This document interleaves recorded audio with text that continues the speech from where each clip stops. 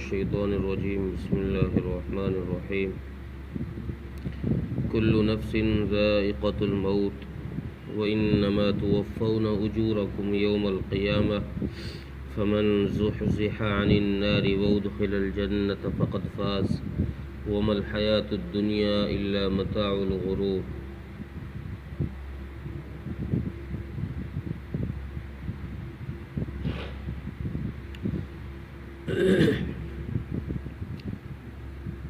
پچھلی آیتوں میں منافقین کی کچھ غلط حرکتیں بیان کی گئی اور رسول اکرم صلی اللہ علیہ وسلم کو اس سے پہلی آیت میں تسلی دی گئی کہ آپ پریشان نہ ہوں، ان کے جھٹلانے سے گھبرائے نہیں، یہ کام تو یہ لوگ بہت پہلے سے کرتے آ رہے ہیں، انہوں نے پہلے انبیاء کو بھی جھٹلایا ہے۔ اور اب اس آیت میں اللہ تبارک و تعالی ایک طریقے سے ہر قسم کی پریشانی اور سارے سوالوں کا جواب دے رہے ہیں کہ دنیا کی زندگی سے ہر انسان کو جو دنیا کی زندگی میں پیدا ہو گیا، دنیا کی زندگی میں آ گیا، اس ہر ایک انسان کو ایک نہ ایک دن موت کا مزہ چکھنا، اور موت کا مزہ ایسی چیز ہے کہ جو انسان کے ہر دکھ کو اور ہر سکھ کو ختم کر دیتی۔ موت پر آ کر انسان کی ساری راحتیں ختم ہو جاتی ہے اور موت پر ہی آ کر انسان کی ساری تکلیفیں ختم ہو جاتی ہیں۔ تو گویا اللہ تبارک و تعالیٰ نے مسلمانوں کو یہ تسلی دی کہ تم ان کافروں کے راحت اور آرام، عیش اور ان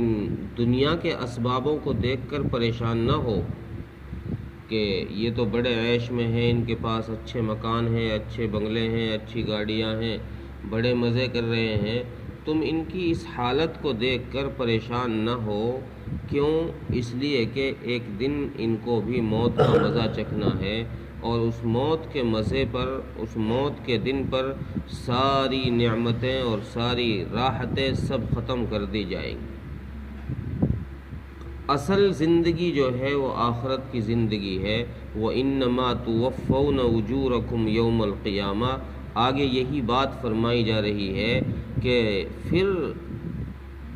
ایک دن آئے گا، قیامت کا دن، کہ جس میں ہر انسان کو اس کے کیے کا پورا بدلہ دیا جائے۔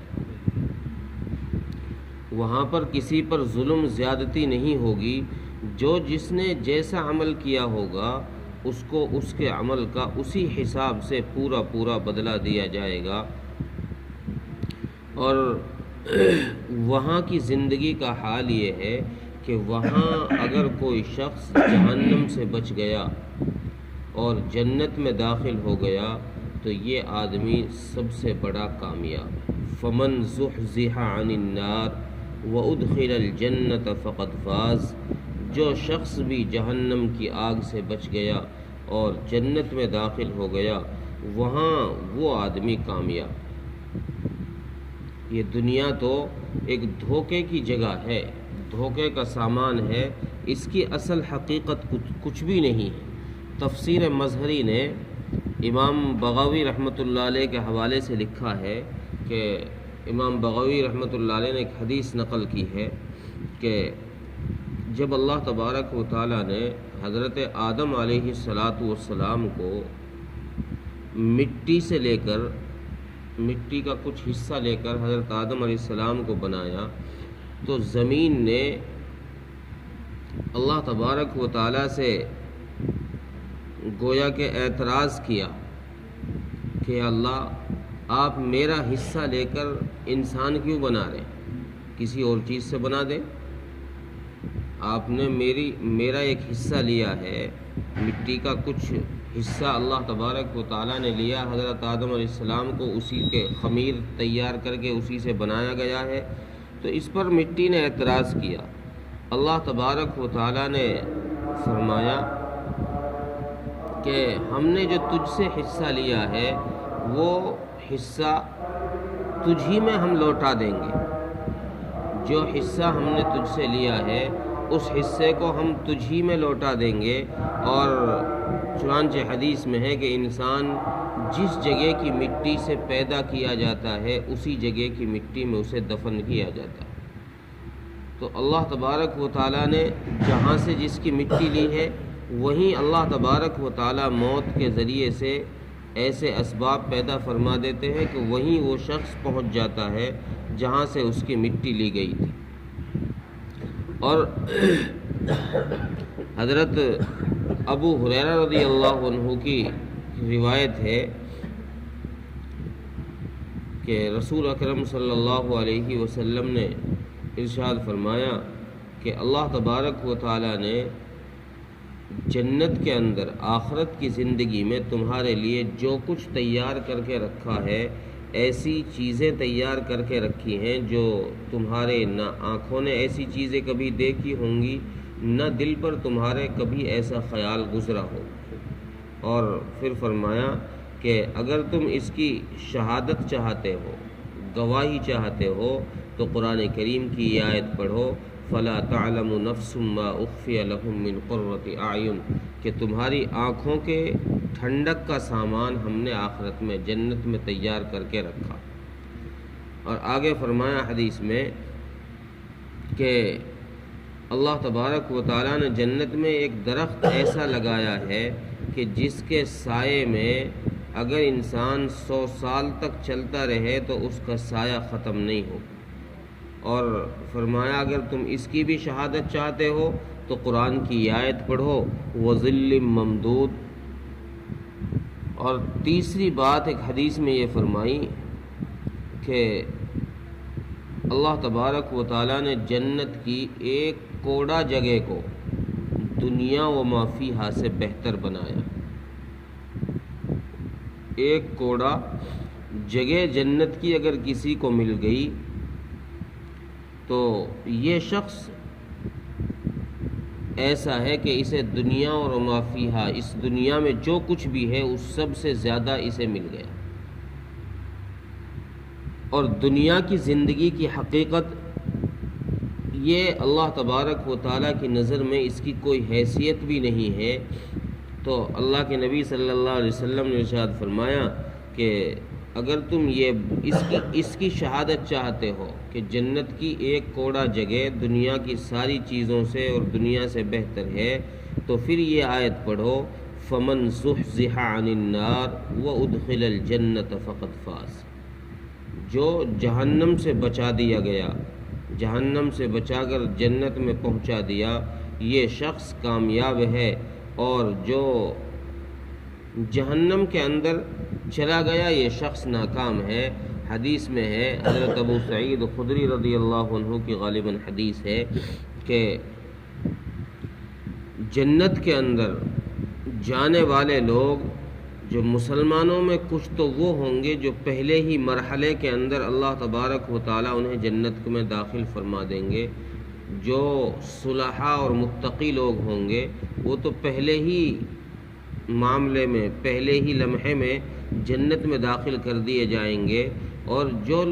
کچھ لوگ وہ ہوں گے جو اپنی گناہوں کی سزا بھگت کر کے جنت کے اندر جائیں گے۔ کچھ دنوں جہنم میں رہنا پڑے گا، اور کچھ دن رہنے کے بعد جب ان کی سزا مکمل ہو جائے گی، ان کو پاک کر دیا جائے گا، تو پھر ان کو جنت کے اندر داخل کیا جائے گا۔ تو گویا اس حدیث سے پتہ یہ چلا کہ مسلمان کوئی بھی ہو، کتنا بھی کم درجے کا مسلمان ہو، ایک نہ ایک دن اللہ تبارک و تعالیٰ اسے جنت کے اندر ہمیشہ ہمیش کے لیے پہنچا دے۔ اور جس کے پاس ایمان نہیں ہوگا وہ انسان ہمیشہ ہمیش کے لیے جہنم میں چلا جائے گا، جہنم کا حقدار ہو جائے گا۔ اسی لیے اللہ تبارک و تعالیٰ نے اس آیت کے آخر میں فرمایا، وَمَا الْحَيَاةُ الدُّنْيَا إِلَّا مَتَاعُ الْغُرُورِ۔ اس دنیا کے دھوکے کی اس دنیا کے ساز و سامان پر غرور نہ کرو، یہ تو ایک دھوکے کا سامان ہے، اس پر تمہیں اترانے کی ضرورت نہیں ہے کہ بھئی میرے پاس تو اتنے بنگلے ہو گئے، میں تو اتنے پیسے کا مالک ہو گیا، اتنی جائیداد کا مالک ہو گیا۔ یہ تمہیں اترانے کی ضرورت نہیں ہے، بلکہ یہ دنیا کی زندگی اور دنیا کا ساز و سامان یہ سب دھوکے کی طرح دھوکہ ہے۔ غرور عربی میں اس سامان کو کہتے ہیں جو دکاندار اپنے کسی گراہک کو ملاوٹی چیز دکھا کر یا ایسا سامان دکھا کر اپنے سامان کو قیمتی بنا کر بیچ دے اور وہ سامان حقیقت میں نقلی ہو۔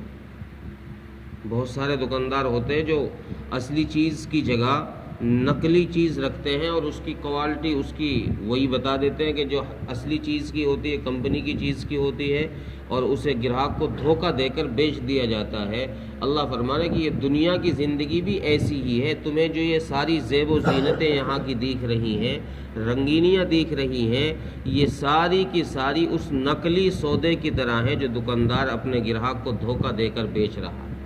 گراہک سمجھ رہا ہے کہ بھائی مجھے تو اچھی چیز مل گئی، میرا کام بن جائے گا، لیکن حقیقت میں جب وہ جا کر دیکھے گا تو وہ کچھ بھی نہیں ہوگا، وہ نقلی چیز ہوگی۔ تو اللہ فرما رہے ہیں کہ تمہیں دنیا کی یہ چیزیں اسی طریقے سے دھوکے میں ڈال رہی ہے کہ تم سمجھ رہے ہو کہ بھئی ہمیں تو بہت کچھ مل گیا، میں اتنی کمپنیوں کا مالک ہو گیا، میں تو بہت کچھ مجھے حاصل ہو گیا، لیکن حقیقت میں جب کیا دیکھو گے کہ یہ ساری کی ساری بیکار ہیں، ان سے کچھ ہونے والا نہیں ہے، کوئی فائدہ نہیں ہے، الا متاع الغرور، سوائے دھوکے کے۔ پھر پچھتاؤ گے کہ دھوکہ لگ گیا۔ اس لیے اللہ تبارک و تعالیٰ نے اس آیت میں مسلمانوں کو تسلی دی ہے کہ تم تسلی رکھو، ان کافروں کے عیش و آرام، ان کی راحتوں سے گھبراؤ نہیں، ہم عن قریب تمہیں ایسی راحت کی جگہ میں پہنچا دیں گے، اور ہم نے تمہارے لیے اس جگہ میں ایسی راحت کی چیزیں تیار کر رکھی ہیں جن کو تمہاری آنکھوں نے بھی نہیں دیکھا ہے، جن کو تمہارے کانوں نے بھی نہیں سنا ہے، اور جو تمہارے دل پر بھی کبھی ایسی چیزوں کا خیال تک نہیں گزرا ہے۔ اس لیے چند دن صبر کر لو، کوئی بات نہیں، ان کو اگر فتح مل گئی ہے، یہ جنگ جیت گئے ہیں، یہ دنیا کی چیزیں انہیں مل گئی ہے اور تم غریب رہ گئے ہو، تو کوئی بات نہیں، ان کو ہو جانے دو، ان قریب یہ جہنم میں جانے والے ہمیشہ کے لیے، اور تم ان قریب جنت میں داخل ہونے والے ہو ہمیشہ کے لیے، اور وہی کامیابی اصل کامیابی ہے جو تمہیں دی جائے۔ ترجمہ دیکھیں، کل نفس ذائقۃ الموت، ہر نفس کو موت کا مزہ چکھنا ہے، ہر جاندار کو موت کا مزہ چکھنا ہے۔ وَإِنَّمَا تُوَفَّوْنَ أُجُورَكُمْ يَوْمَ الْقِيَامَةِ، اور ان قریب قیامت کے دن اللہ تبارک و تعالی ہر شخص کو اس کے کیے کا پورا پورا بدلہ دے دیں گے۔ فَمَنْ زُحْزِحَ عَنِ النَّارِ وَأُدْخِلَ الْجَنَّةَ فَقَدْ فَازَ، پس جو شخص جہنم سے بچ گیا، وَأُدْخِلَ الْجَنَّةَ، اور جنت میں داخل ہو گیا، تو یہ بڑی کامیابی اس کے ہاتھ لگ گئی۔ وَمَا الْحَيَاةُ الدُّنْيَا إِلَّا مَتَاعُ الْغُرُورِ، اور یہ دنیا کی زندگی یہ تو دھوکے کا گھر ہے، یہ دنیا کا ساز و سامان یہ دھوکے کا گھر ہے۔ اللہ تعالیٰ توفیق۔